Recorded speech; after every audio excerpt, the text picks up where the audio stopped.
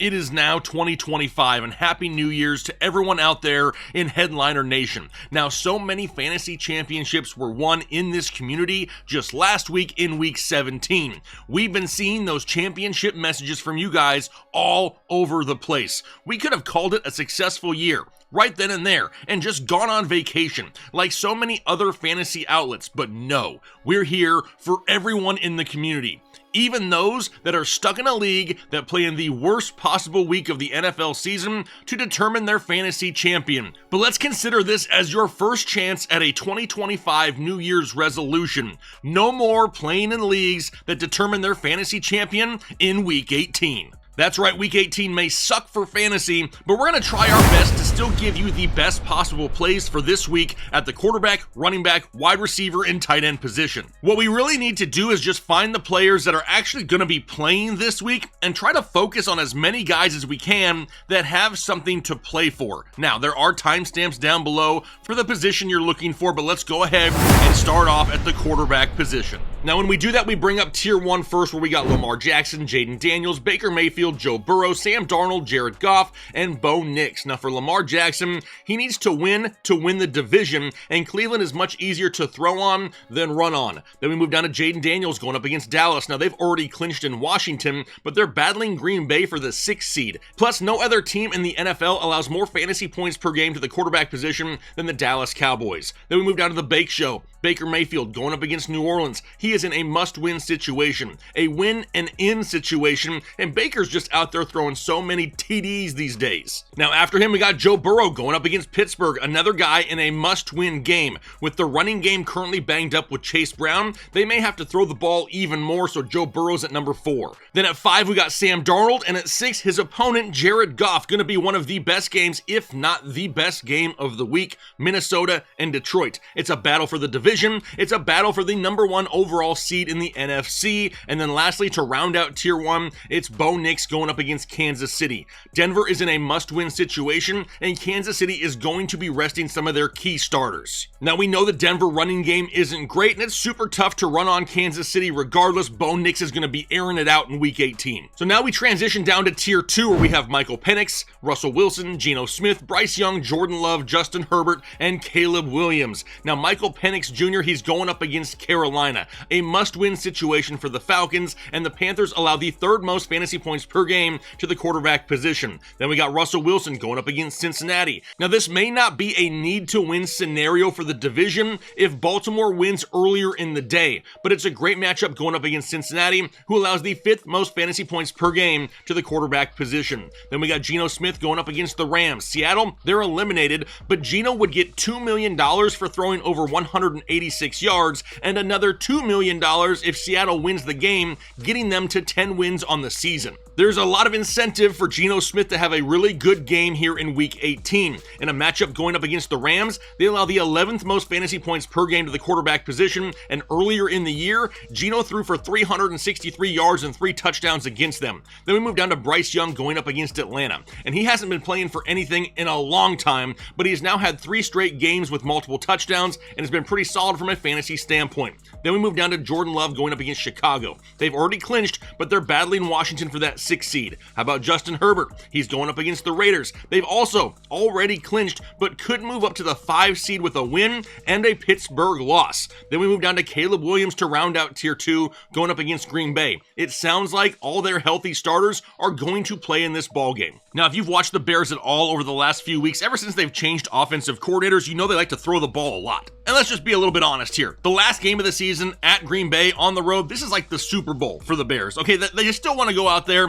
and beat the Packers. All right, let's bring up Tier 3, where we have Joe Flacco, Mac Jones, Kyler Murray, Drake May, Aaron Rodgers, and Drew Lock. Now for Joe Flacco, he's going up against Jacksonville. However, it's still really uncertain whether or not it's going to be Joe Flacco or Anthony Richardson. Honestly though, rankings wouldn't change much depending on which quarterback that it was. How about Mac Jones going up against Indianapolis in that game? The Colts allow the 9th most fantasy points per game to the quarterback position, and the connection between Mac Jones and Brian Thomas Jr. just cannot be stopped here as of late. Then we got Kyler Murray going up against San Francisco. Honestly, in this game, I'm hoping for some garbage points or a rushing touchdown. Then we got Drake May going up against Buffalo. Buffalo should be resting a lot of their starters. However, the reason I don't have Drake May higher New England really wants the number 1 overall pick. There's a chance they don't even play Drake May all 4 quarters. How about Aaron Rodgers going up against Miami? Now, you'd think they'd want to spoil any chance that Miami had of getting into the playoffs, but this Jets team really doesn't seem to care much about anything, so Aaron Rodgers at 19, and then lastly,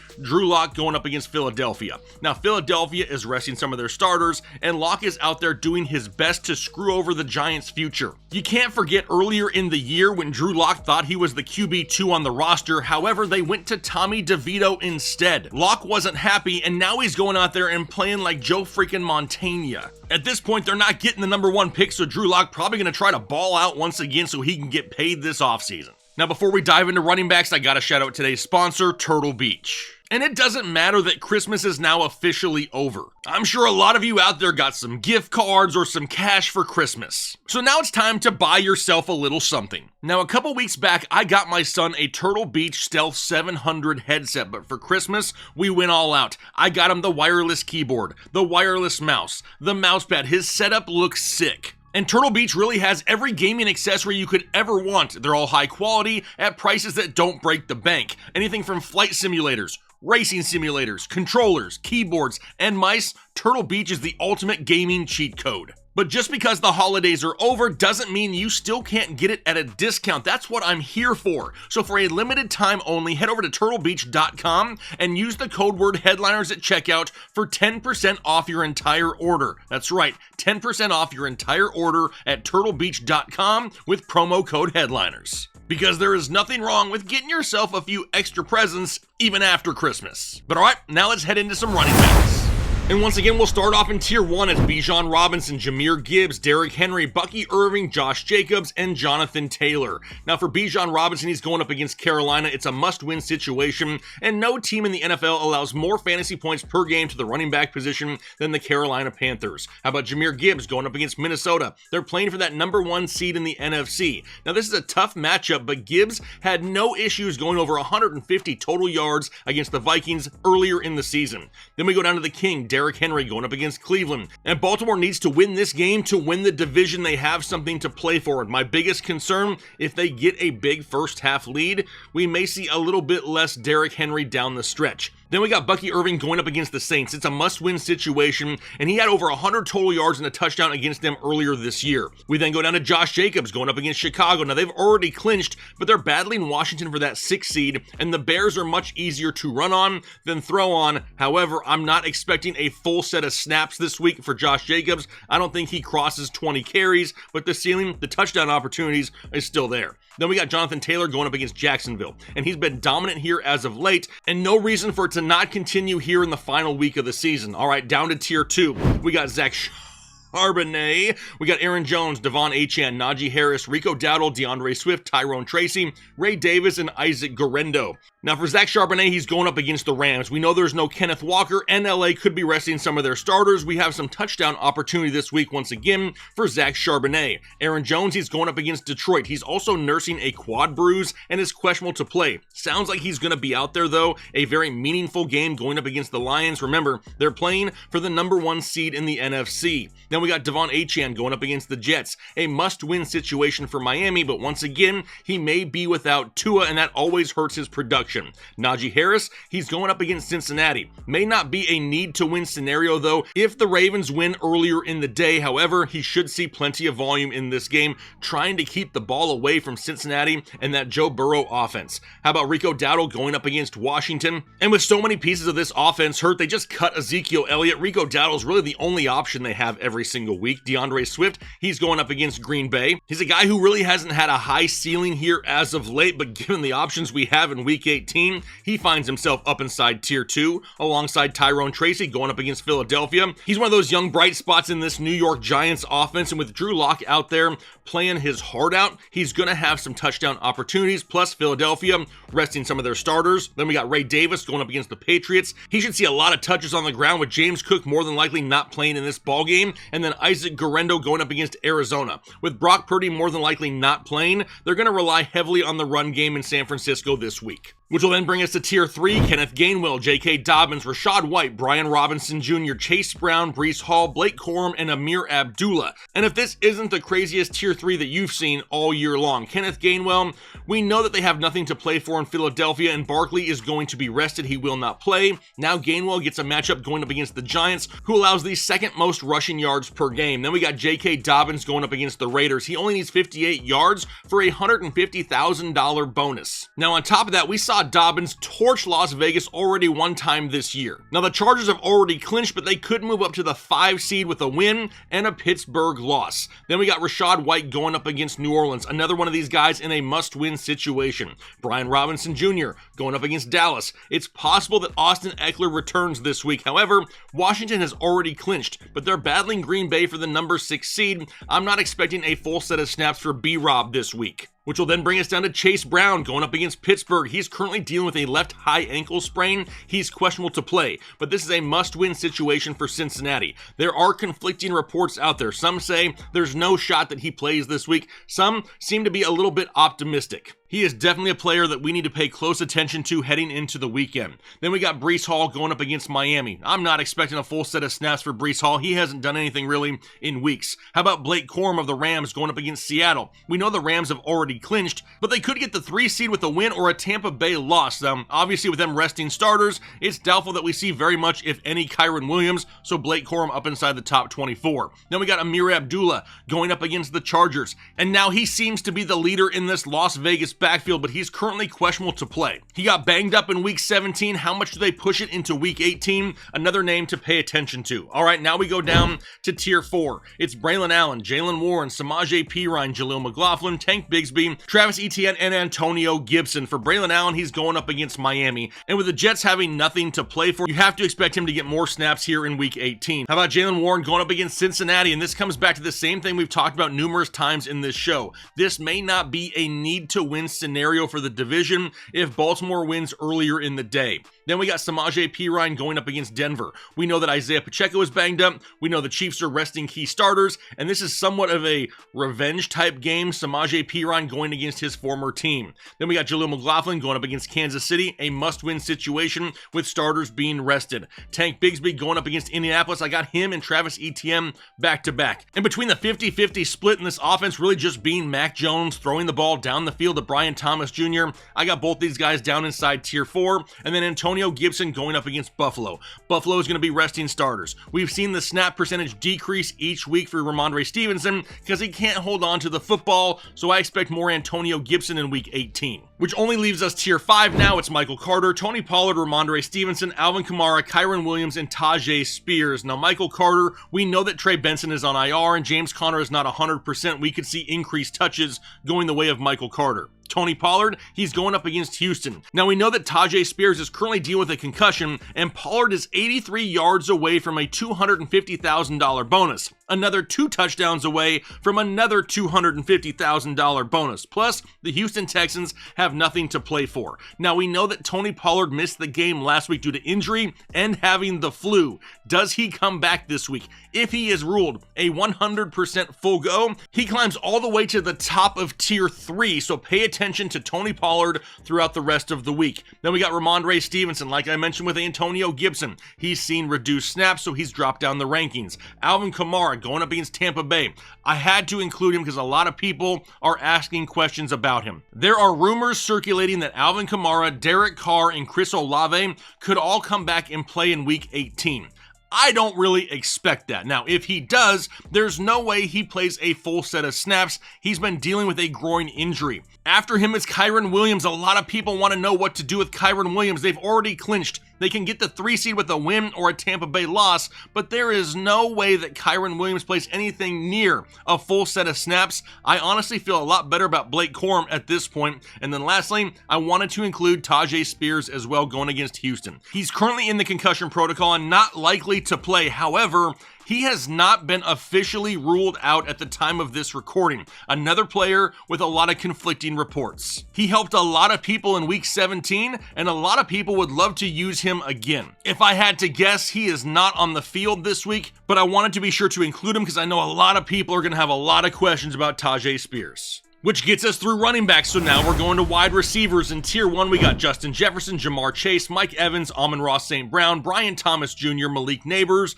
and Courtland Sutton. Now for Justin Jefferson, he's going up against Detroit. They're playing for that number 1 seed in the NFC. Number 2 is Jamar Chase going up against Pittsburgh in a must-win game, and the running game is banged up in Cincinnati. Then Mike Evans at 3 going up against New Orleans. He's only 85 yards away from hitting his 1,000-yard streak. Plus, he only needs 5 catches for 85 yards to get a massive $3 million bonus. In a must-win situation, a win-and-in situation, I got Mike Evans at number 3. Number 4 is Amon-Ra St. Brown going up against Minnesota, once again in that game, playing for the number 1 seed and the division in the NFC. Brian Thomas Jr. going up against Indianapolis. He's had 10-plus targets now in 5 straight games and touchdowns in 4 of his last 5. He's up inside Tier 1. How about Malik Neighbors going up against Philadelphia? He's only 2 catches away from the all-time wide receiver rookie record, and he's in a close battle with Brock Bowers for the all-time rookie reception record. With Drew Lock out there just slinging the ball consistently to Malik Neighbors,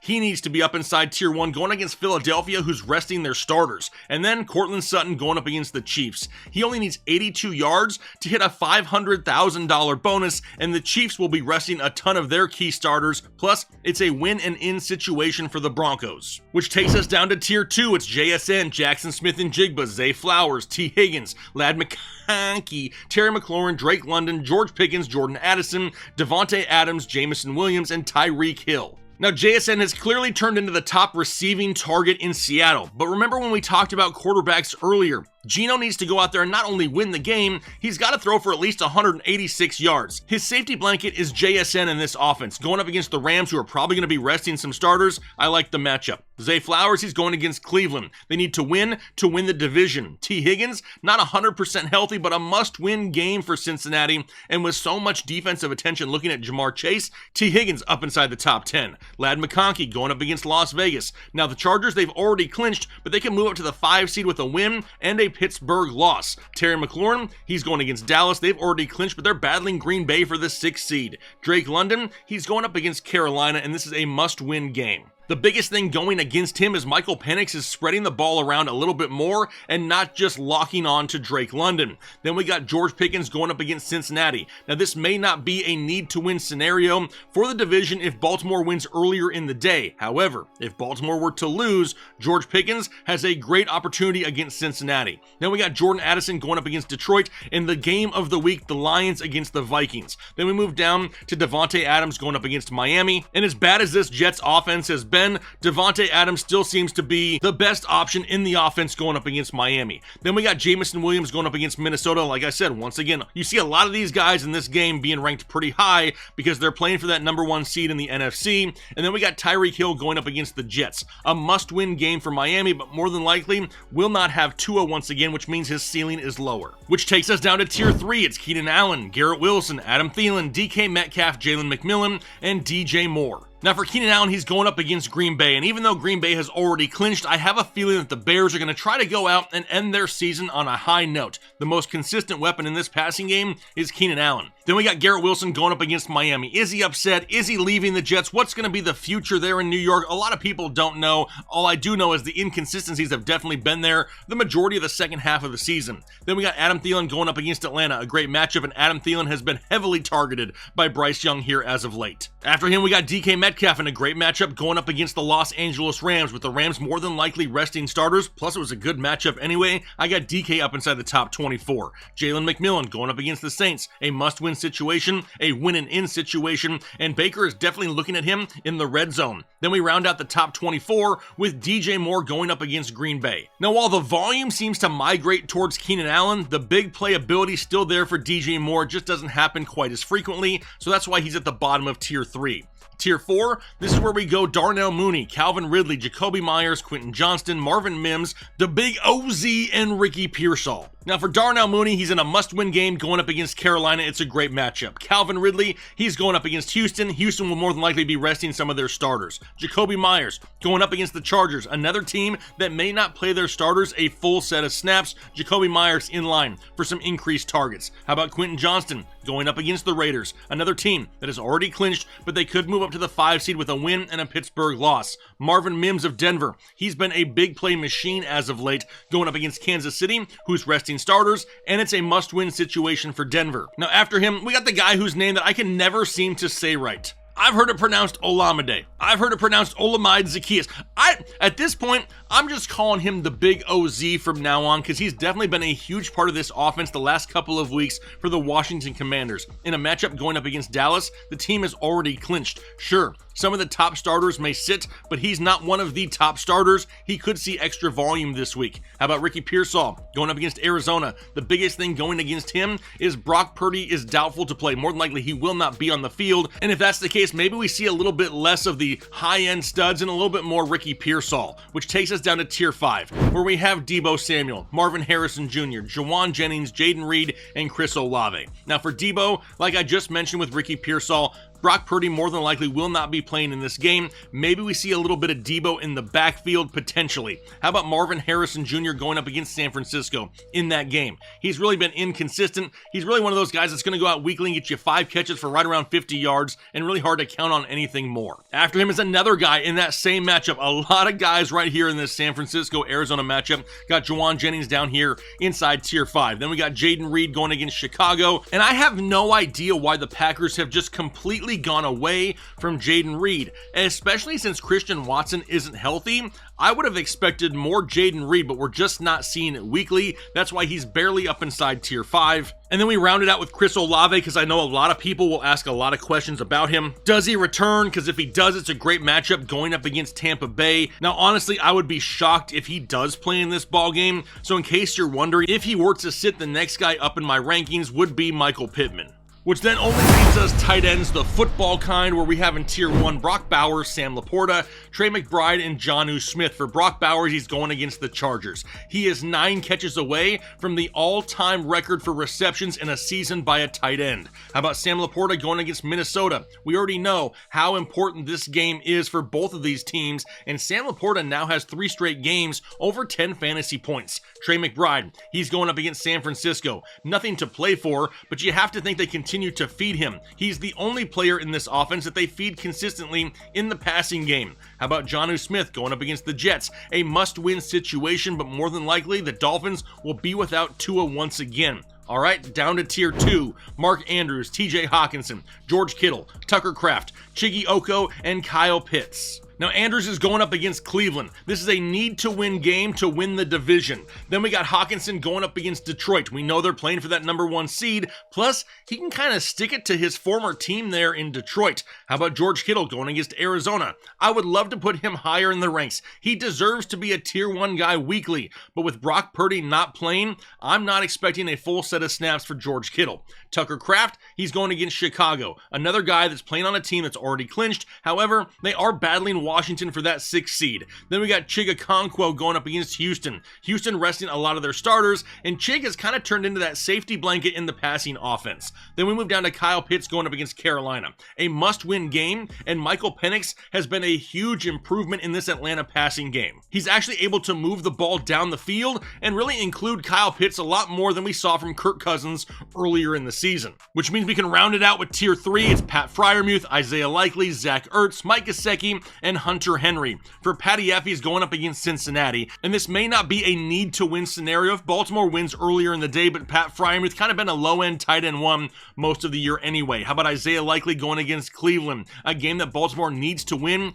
the division. Zach Ertz going up against Dallas. Now we know that Washington is already clinched, but they are battling Green Bay for the 6th seed, but we already know that Zach Ertz hit his incentives pretty much last week, and there is a good chance that he does not play a full game here this week, especially if Washington can get a decent lead. Then we got Mike Gesicki going up against Pittsburgh, a must-win game, not the easiest of matchups though. Then we round it out with Hunter Henry going up against Buffalo. With Buffalo resting a lot of their starters and rumors circulating that Drake may not even play the entire game, I can see Hunter Henry kind of being the safety blanket in this offense in week 18. All right, so there you have all of our Week 18 rankings. If you're still looking for kicker rankings, defense rankings, or flex rankings, those are still member perks. You'll have to become a member in order to get those rankings, but they will be posted before all the games once again here in Week 18. Now, like I mentioned at the beginning of the show, we got a ton of championship messages in Week 17. I'm expecting you all to do the same thing after you dominate in Week 18. This community will continue to bring home championship after championship after championship after championship. And just because the fantasy season is over doesn't mean the content is stopping. We will still be having new shows for you guys, multiple shows, at least 2 shows a week, all off season long. So become a member, stay subscribed, and then most importantly, do your part to make the world a better place. Analytics, off the chain, all the channels, not the same. Jake and Kyle, you know the name. Headline Nation, we running the game.